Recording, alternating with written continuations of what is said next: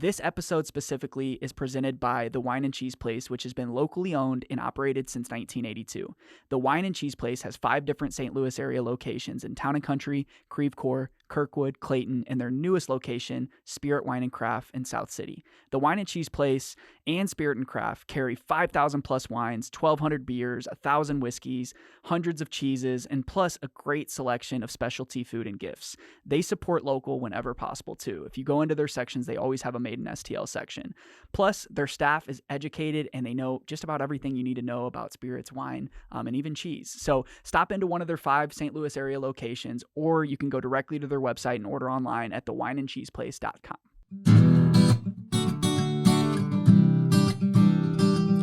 If you want to hear about St. Louis, tune into the Bucket List Show weekly. Hear what Marissa and Luke say. It drops every Wednesday. Got a dope new guest every single week. Buckle up for the ride. Who's it gonna be?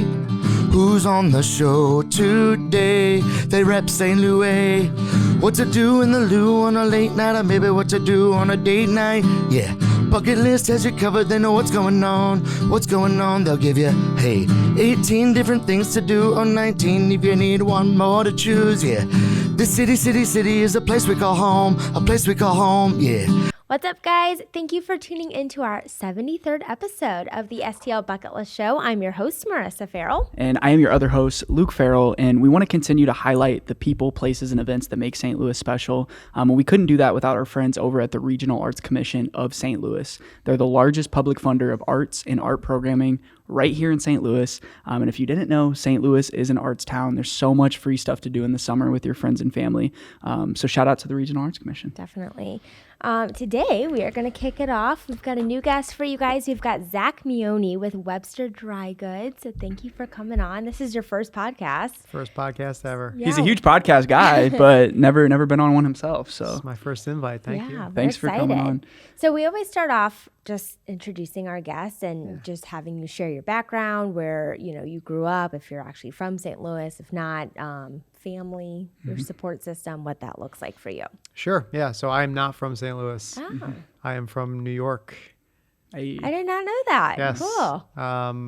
I met my wife, who is from St. Louis, when she was in grad school. We were both living in Boston. And she very quickly, when we started dating, told me at some point I will be going back to St. Louis. And I did not think that meant I would be going back to I would be going to St. Louis, but And you guys were just dating. She's like, yeah, I'm going to be moving back. You're like, all right, yeah, cool. all right, cool. We're in college. So we moved back here 6.5 years ago, and we settled in Webster. My in-laws are still here, so it's great. We have a young daughter. She's 2. We got another kid coming next month. So having her, thank you. Yay, that's exciting. Having her family here is great. My family is all still back in New York, though, so I still get to go home and hang out, which is fun. How often do you make it back to New York? Before kids and COVID, it was like probably 3 or 4 times a year. Yeah. Now it's like It's harder. they all come to me. Yeah. Which is also kind of nice because for you know sure. Travel. Less travels- stuff for you to have to bring out. Yes. And they probably Yes. try to get out to see the grandbabies and stuff like that as much as they can. That's yeah, awesome. for sure. So For cool. sure. Congrats on your growing family. Thank you. So I you have a know. daughter. Yes. What's this next one going to be? Boy. Oh, great. Nice. Palm Beach. Yeah. Oh, that's like the dream. Yeah. Perfect. So when you met your wife, or your girlfriend at that time, you never thought you were going to move to St. Louis. Had you ever been to St. Louis? I'd never been to the Midwest. Okay. I went to Michigan when I was in like 4th grade. And that was the I had a farthest. I had a friend in New York whose family relocated there, and I went to visit him for like a week in the summer. And to me, the Midwest was, layover in the Chicago airport. So I was in my 30s the first time that I came to St. Louis, and it was like a 3-day trip. Yeah. We flew in like 2 days before Christmas. We flew out the 26th, and it was like a whirlwind of like meeting family, going to the Arch, tasting toasted ravioli, doing. What did you think of the 2 wraps? It was good. It was good. It was great. Yeah, it's great. Get down with this. Yeah. So it was a quick trip, and then the following year we were here for like 10 days, and in that time, Lauren, she's an occupational therapist, so she had the opportunity to interview like on a whim for a job, and then things happened very quickly, and we were back here living that April. Wow. So it was just like, Yeah, got the Yeah. job, and then she's like, all right, we're moving. You're yeah, like, she got a job, she moved. I was still working with my old company. So Yeah. I had to find a job in St. Louis.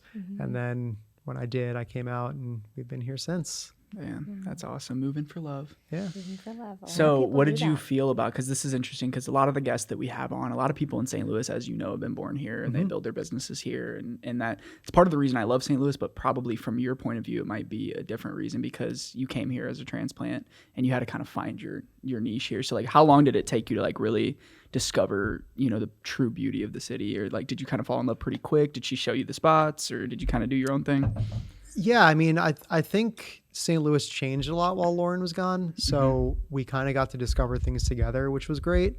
We moved back and we were kind of doing the Forest Park thing and, going to baseball games and, checking out the Arch and, trying to hit the things that, you should hit when you're coming to St. Louis. But then we very quickly found like the restaurants that we liked, and we discovered that there are other parks other than Forest Park. So I'd say pretty quickly we kind of immersed ourselves in, things that kind of were what we wanted out of St. Louis at that point in our life. Yeah. And, it's changed quite a bit in that time because now there's, children involved and, a business involved. So kind of the priorities and the things that we like to do are a little different. Like we try to focus more on, obviously doing family stuff, but then, being more mindful of making sure we're shopping local and going to restaurants that are, owned by people that live in St. Louis. And, we're trying to be more in the fabric of, that entrepreneurial existence of St. Louis, which I've learned is like so deep rooted into the fabric of this city and how it was built. Well said. I That's so agree. true. We do the same thing. I mean, we try as hard as we can to buy local. It just feels better. It feels weird, getting a Starbucks or getting I don't know why, but like I was at the airport and I got like a Starbucks and I was like, it's good, but it's just, I would rather. I miss my AO&Co. Yeah, I miss, AO&Co. Heck yeah. Right. That's incredible. So I wanted to, obviously, the brick and mortar has been around for about a year. You guys have been picking up steam, STL Bucket List, Local Choice Award business, A-List Award business. Thank you. We'll talk about that later. Sure. But what were you doing before when you moved to St. Louis? Like, kind of tell us about some of the jobs you've been in, just so people can get an idea of what led you to kind of start in the brick and mortar. Sure. So my background is in sales and specifically in specialty sales. So what that means is I worked essentially with small businesses. And for a long time it was, footwear. I was in the running industry. I worked for a large sporting goods company. So I would sell to locally owned specialty mom and pop running stores, also some larger chains, but really the bread and butter was working with small businesses. And then when I left that industry, I transitioned into apparel and I worked with the Normal brand. So a St. Louis based apparel, company. And I was with them for almost 3 years and it was incredible. Like the growth was insane. It was a lot of fun. We did really great work. But what I quickly found was as I was traveling around the country, I felt like there was like a gap in like a men's clothing store that specialized in lifestyle, like wear every day, not suits, not dressy stuff. We have a lot of that and it's great here. But I wanted to do something that was more like what I would see in Chicago, what I'd see in Nashville, in New York, in Boston, in North Carolina. There were iconic stores that did great things and there were a lot of parallels in the brands and that they carried, but I felt like that just didn't exist here. And I would see people wearing that stuff.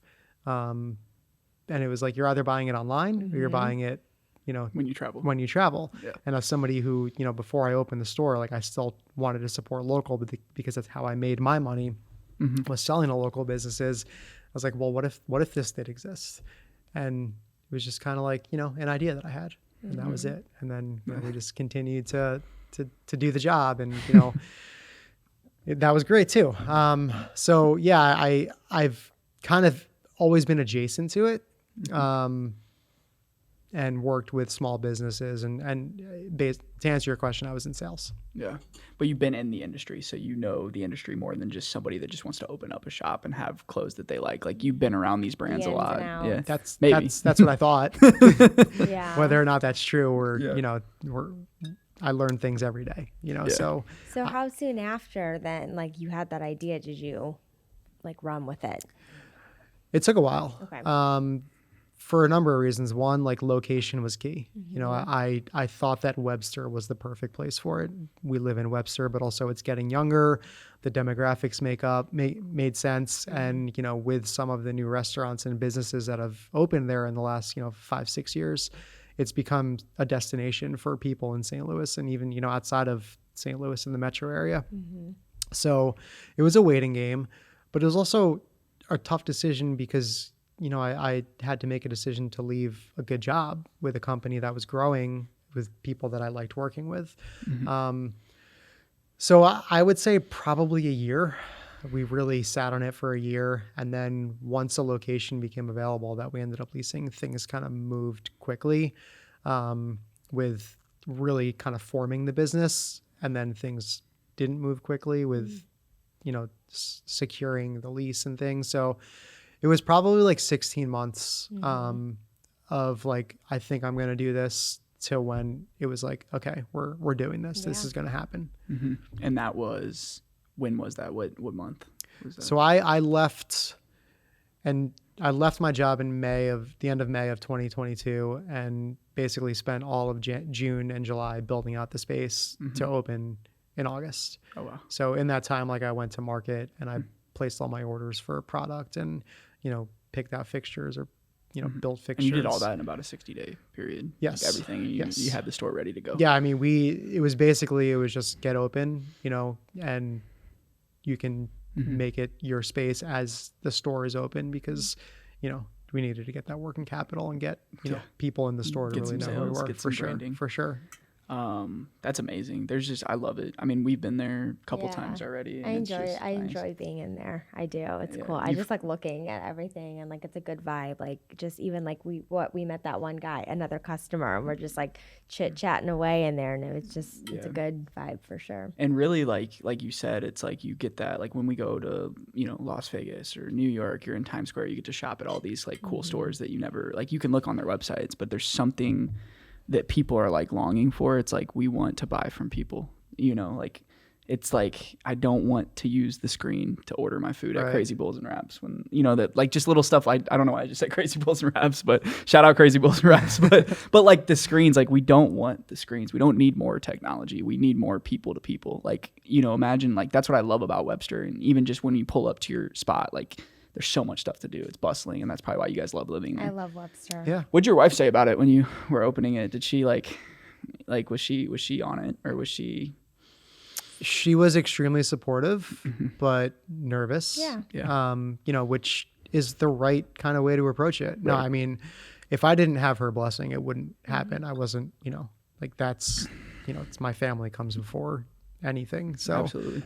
She's been great. She's been extremely supportive, and she's been, a huge advocate for, trying to get people to come to the business, and, being from here, like, I kind of relied heavy on her network and her family network of spreading the word and getting people into the shop. So now you talked about your brand and your shop being a lifestyle brand. So talk us through what does that brand look like for customers, for your consumers? Like, what is it that you're trying to, I guess, not project, but what does that brand look like for you guys? Sure. So when I say lifestyle, that's the kind of clothing, that's what I would call the clothing that we have. So stuff that would be just wear every day. And that can mean a lot of things. It can mean, taking your dog for a walk on a Saturday, or going to work, business casual. What I'm trying to build with the shop is kind of a space that is welcoming. I don't want people to feel like it's just a transactional space. So when you walk in, there's a seating area, there's a couch with a coffee table. I have, a bar. There's, sports on during the weekends when, the Cardinals are playing, or during football season, or college basketball, whatever it might be. And 99% of the time when you walk into the store, you're going to have a conversation with me. And that's important. Like, I want to be the face of it. I want people to have a good experience, or even if they have a bad experience, I want it to be, because of me, and I want to be able to learn from all of those things. So, it's the idea when I was building or curating the assortment there, I approached it from a few different angles. Number one is I wanted it to be unique. So I wanted to bring in brands that really didn't have any brick and mortar distribution in St. Louis. So when I opened the store, pretty much that's what it was. It was new brands to brick and mortar. And then the normal brand was in there as well. It's evolved a little bit since then. So I have brought some brands in that do have a little bit of distribution here, but it was really because the customer asked for it. There would be brands I would hear consistently where it's like, oh, have you heard of this? You should bring it in. I'm like, all right, well, if the customer wants it, I'm going to bring it in. The other thing is that I wanted it to be approachable for pretty much anyone. So it's kind of, the price points are, not extremely high, but also not extremely low. But I feel like there is something there for everyone, whether it's, a young professional, somebody established, or a parent that wants to buy something for their high school kid. I really didn't want anyone to feel like they couldn't shop there.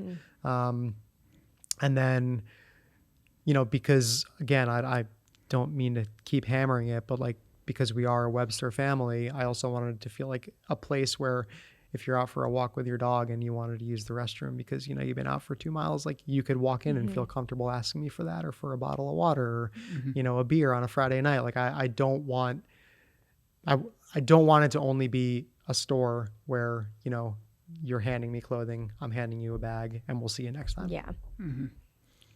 Yeah, I like that. Cool. I like that explanation. So have you, in the last August 2022, so you haven't even been in business for a year then. No, it'll be a year, August 2nd. Okay, so when this episode comes out in a couple weeks, you'll be celebrating the year. You probably got something special planned, I'm sure. We got something. We got some. We'll swing by. And then I wanted to know, like, how long it took you to realize, did you have like a specific aha moment, or have you had like a realization of like, oh, this is going to work? Or it's a hard question to explain, but like, a lot of business owners have this story, and this might not have came yet. You might still be working towards this, but like, was there a moment in like a day in the shop where you're like, okay, like I love this and like this is going to work?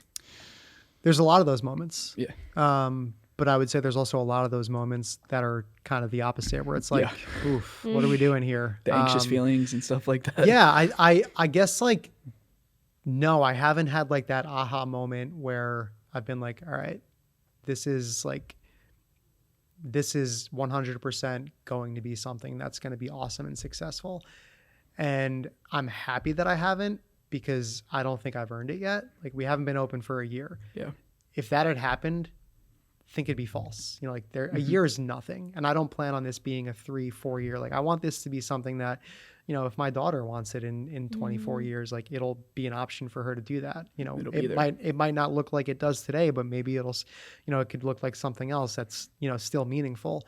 Yeah. And there's so much that I have to learn, and like, I'm still asking my customers so many questions as to like what they want, that, there's definitely, it's going to look different a year from now.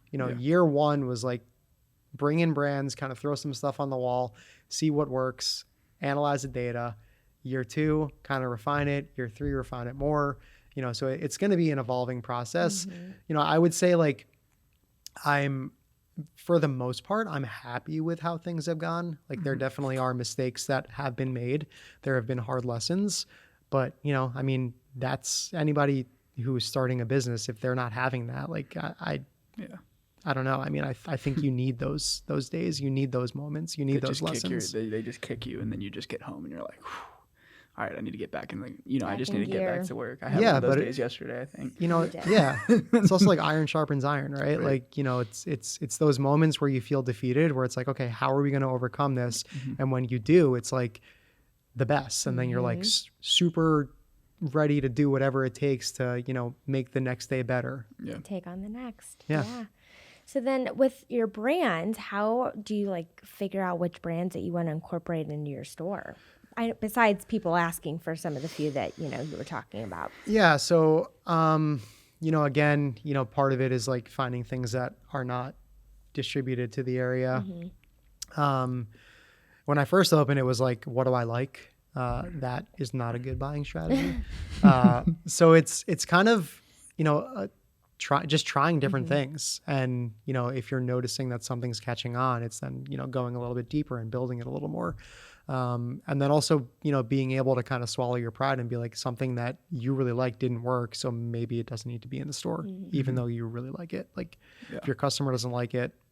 Yeah. And it's pretty easy to tell if they like it or not. It's very easy to tell. Even if they're like not buying, if they're like looking at it, if they're trying it on, like since you're there every day, you get to see what gravitates What's getting people. picked up. Yeah, I see things that are touched and things that are not touched. Yeah. And there's definitely stuff that just has been amiss. And, I don't know, like I'd love to say in 2 years from now, like I'll be a great buyer and everything's going to be a home run. But, that's why CL racks exist. And, CL racks are really good for business too. Yeah, that's right. No, absolutely. And then what other products do you have besides just clothes, apparel? Yeah, so we do, I have watches, I have wallets, belts. I've got, personal care from hair stuff to shaving to lotion. We have candles, some like tech stuff for like phone chargers, backpacks, luggage. I mean, it's kind of like it's a good store. I mean, we do focus on apparel. We're probably 80% apparel, but there is a lot of other things in there as well.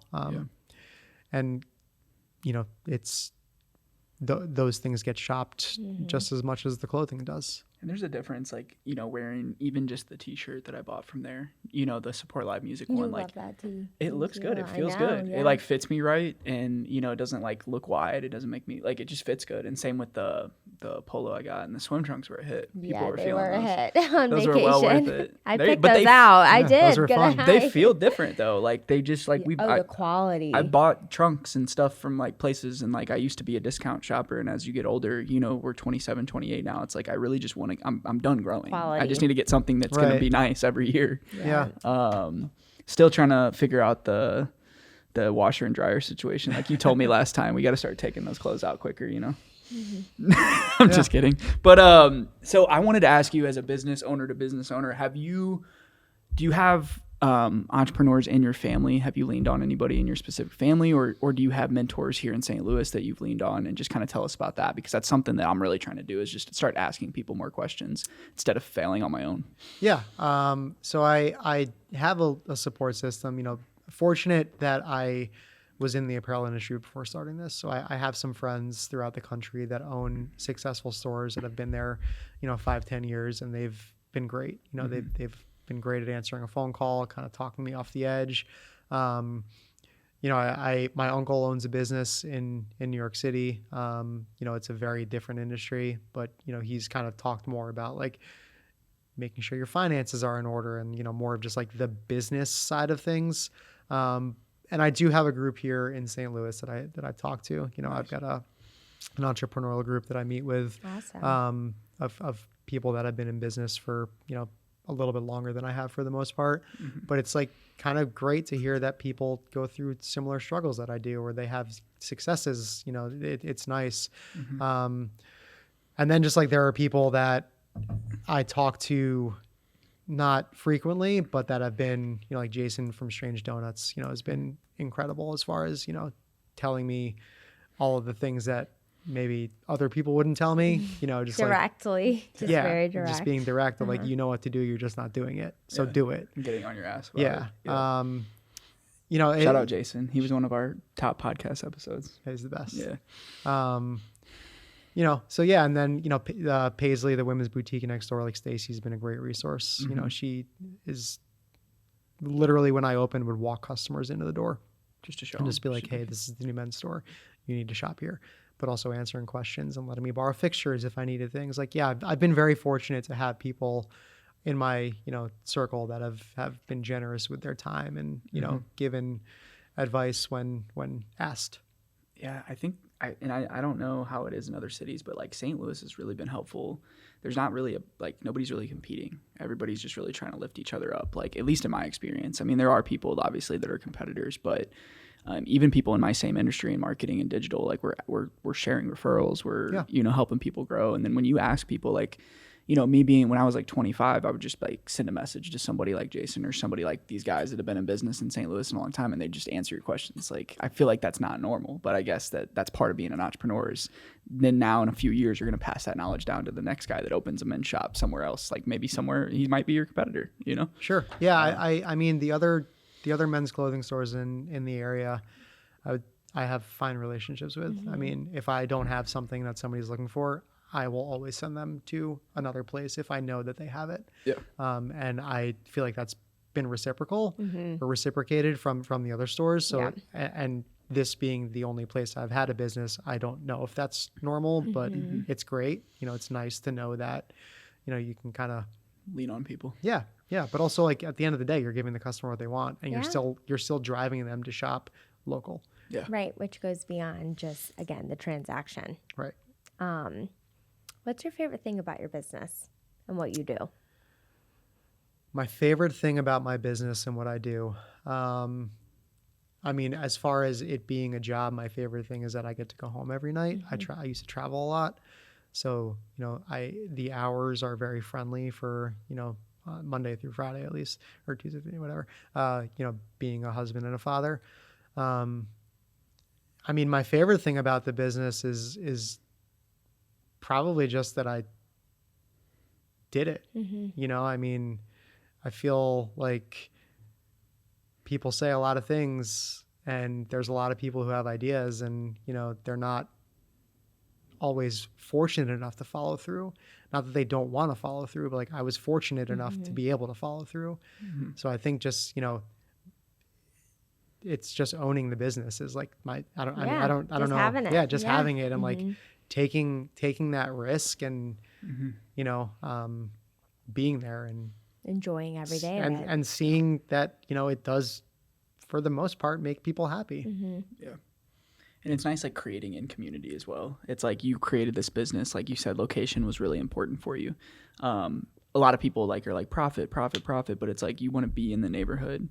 You can practically, like you said, you ride your bike to work sometimes. Like you're in the neighborhood, and the people across the street, and stuff like that. So I wanted to ask, you mentioned like husband and father. So like, how is that balancing, having kids and owning a business? Because sometimes you're working Saturday all day, Sunday all day, and sometimes you're on your computer doing emails at night when you probably maybe should be hanging out with your kids too. So is there like a system that you have or No, I'm really bad at it and it sucks. And asking for a friend. No, I mean, like, I'm very guilty of like not having a singular focus necessarily of working, but kind of always like, oh, what's my phone doing over there? Is an order coming through. Did somebody DM me? Or, yeah. So I would love to get to a point where, that's not the case, but, as I'm building this, it just, it is what it is. It is what it is. And, it's not necessarily fair to my family. And I understand that. And I feel it too. Like like I would love to be able to go to the park with my wife and daughter on a Saturday, but I'm working. You made a commitment, right? Right. You made a commitment to yourself and your family. That is your commitment. And the hope is like, as the business becomes more successful, maybe I can find somebody who's, take over who's a permanent full-time or part-time employee that can run the store. I'll never do that. Like I'm always going to be there. But, I don't have to work every Saturday. Yeah. I don't have to work 10 to 6 every Saturday. Like I would like to be able to get to a point where I can feel comfortable, and even I can feel comfortable enough to not be there and actually not be there. Because even like on a Saturday when I'm not there now, like I still, I'm like, you still think about it. Yeah. And you still want to drive by there and just like pop in for a second. Yeah. You're like, I'm not going to pop in. I'm not going to pop in. You and your wife are driving home. You're like, 1 second. I'm just going to go in there and check and see what's going on. No, that's good. I mean, I think it's hard. And I think that, like at least in my situation, like I'm always like looking up stuff. Like last night, I'm just doing research on Instagram. Like I'm not really scrolling. I'm actually like looking at other things, like trying to get like inspiration and stuff like that. And Marissa's like, I mean, it was like 10:30 and you're like, all right, clock out. Clock out. But I'll just get like a thought, and then I'll just be like, here, let me look that up real quick, or let me see what that company is doing, in New York or different cities that are doing cool stuff. But yeah, that's good. How do you stay inspired though? I mean, I mean, it's not, I don't know. I haven't really lost the inspiration. So I haven't really like had to like get myself inspired. Like I guess on a day where like I'm not feeling it, it's just, you know, kind of telling yourself like, this is what you do. You chose to do this. Go do it and be happy about it because you've had jobs you didn't like and you like this one. So go be good at it. With that said, what's been your greatest accomplishment so far? Almost a year in business. Yeah, I think that's probably it is like, you know, surviving the first year. I mean, that's kind of a huge benchmark for a retail store. You know, and surviving kind of a tumultuous year too with, you know, things going on in the economy. You know, I mean, making it, there were times where I didn't know if we would, you know, it's when you listen to the news or whatever, it's like, you know, everything is just worst case scenario and Right. you know, we're going to be in a huge recession and people aren't going to be spending money and, you know, it's going to be one of the slowest holiday seasons of the year. It's like, there was a time where it's like, oh, great. We picked the best time to open a store. So yeah, I think making it to this point and, you know, having people be excited about it still. And, you know, people asking like, are you going to have is there going to be like a celebration? Like what's going on? Like, I think it's making it a year, gaining momentum and like still knowing like that year 2 is going to have significant growth. Yep, and, be you know, even better. yeah. And you've had some recognition too from A-list, bucket list. Yeah. So you know, won. people- So you guys just won the A-list award. We won the Editor's Choice A-List Award for Okay. Best New Men's Which I think store. that editor's choice is awesome too, because that's the people that work there. Yeah. They found you and they said, yeah, this is the store. So the STL bucket list one you were voted on, and you know we'll come out with those numbers soon, guys. Not yet, but a lot of people. Actually, this episode comes out after we announced the top 2, so you did make it to the top 2. All right, cool. So it's you and That's one awesome. other new business. I don't know off the top of my head. Sorry to that new business, but so we usually have you know, events and just get people together and really just Celebrate. But I was surprised, like not like surprised that you got a bunch of votes, but like people were really like, you know, you're a new business that people are into, you know. And I love the new business list. There's 5 different ones, and they're so diverse in what they do. One of them was clothing that you actually sell. John Blanco was on there, Yep. and then Butter Love that does can. Like it's just so many different businesses, and really,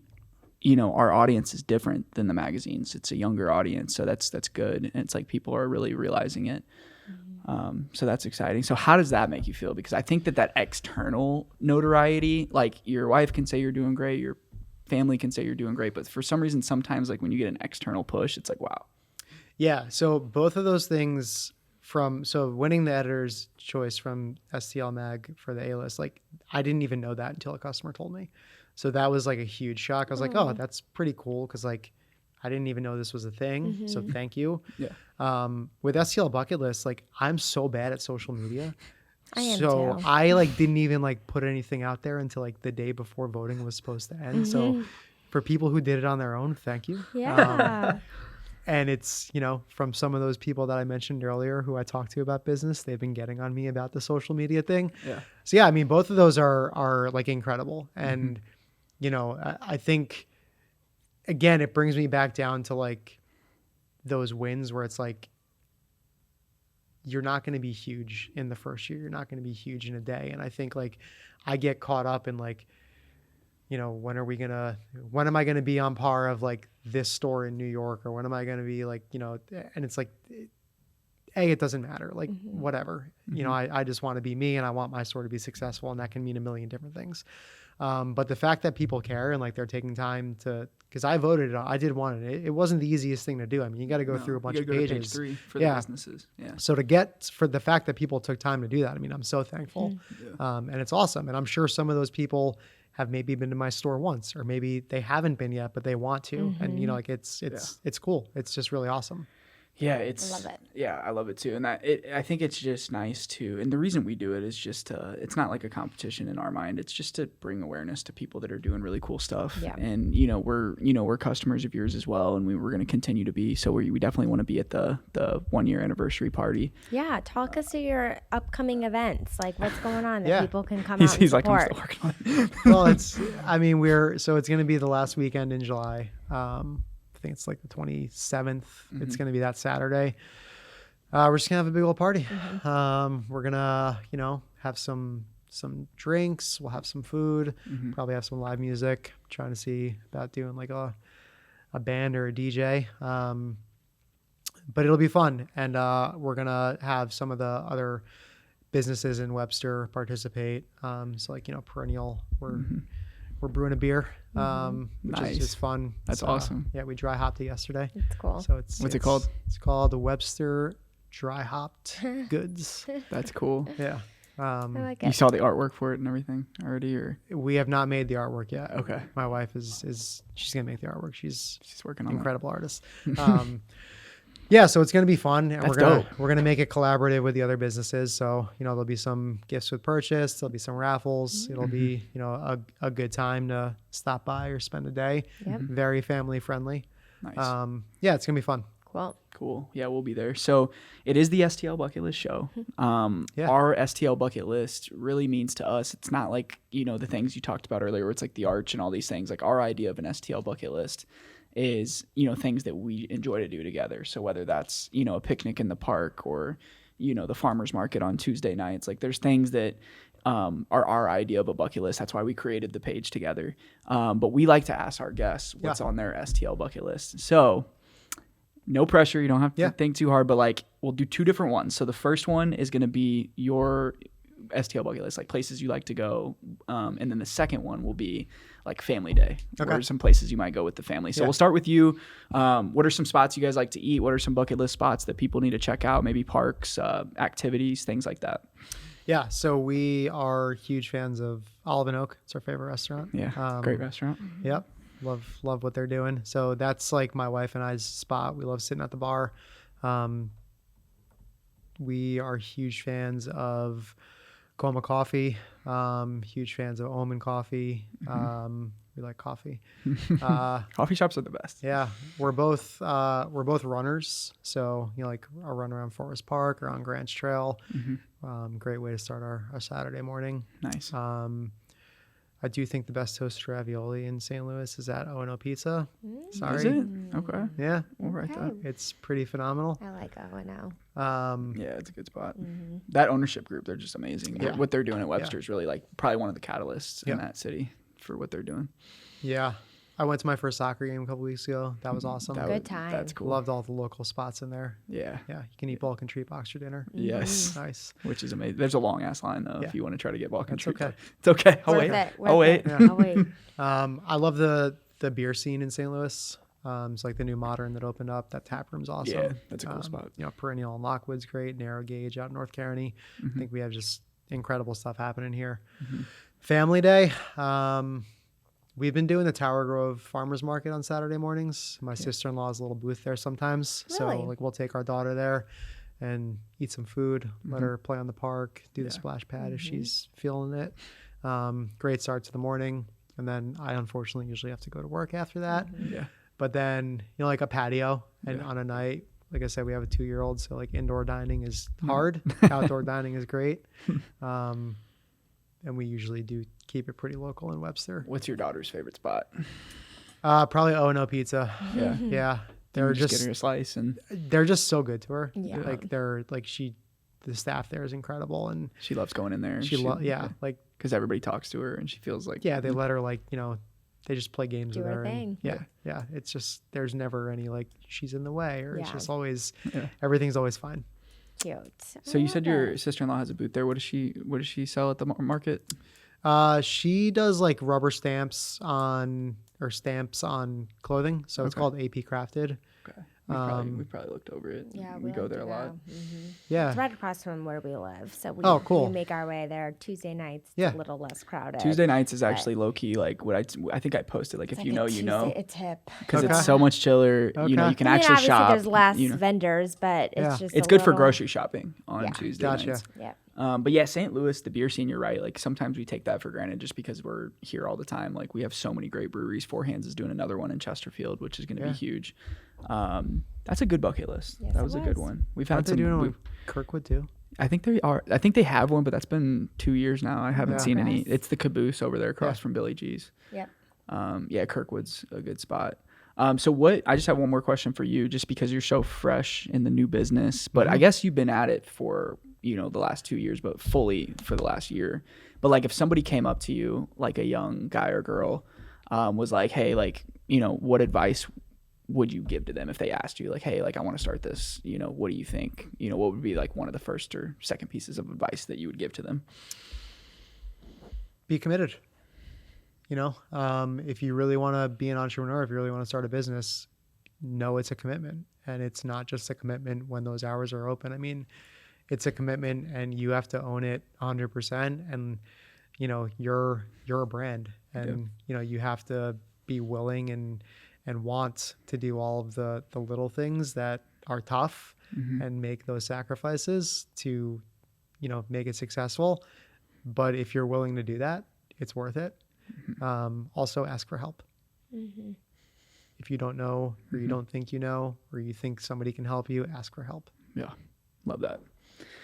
So, guys, tap in to Webster Dry Goods. Go to the the 1 year Celebration. 1 year celebration. But no, just pop in there. Like go in there, get a beer, shop for a little bit, and Support just local. Yeah, just support local. I mean, I didn't know until I went in the first time. Like you just have to go. You just have to go to more places, and it kind of inspired us to like.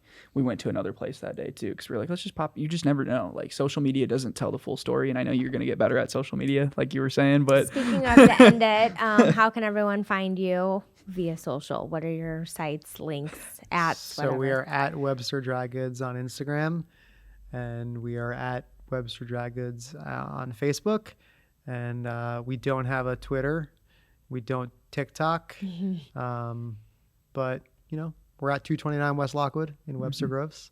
There you go. That's my favorite form of medium, is face-to-face interaction. Yeah. So come hang out. Perfect. come to the show, and then WebsterDryGoods.com. WebsterDryGoods.com. And you guys can shop online if you guys are out of town. We do have a few out of town listeners.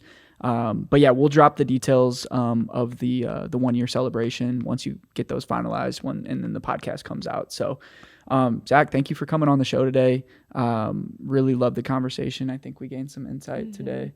And really just, we're customers, so we're going to be there, so anytime I go out of town again, I'm coming to see you. Love it. Well, I love the support, and thank you so much for inviting me. Yes, sir. Thanks Zach. for That was my great. first podcast. Hey, first podcast. We'll see you guys next week. STL Bucket List Show, guys. We're trying to build something special here. Each and every week, we drop a new podcast every Wednesday highlighting the people and entrepreneurs that make St. Louis special. All you have to do is just listen to it, share it with some friends. We really keep it local on this show, and it's completely independent. So thank you guys. See you next week. Today they rep St. Louis, yeah. They rep St. Louis. They rep St. Louis.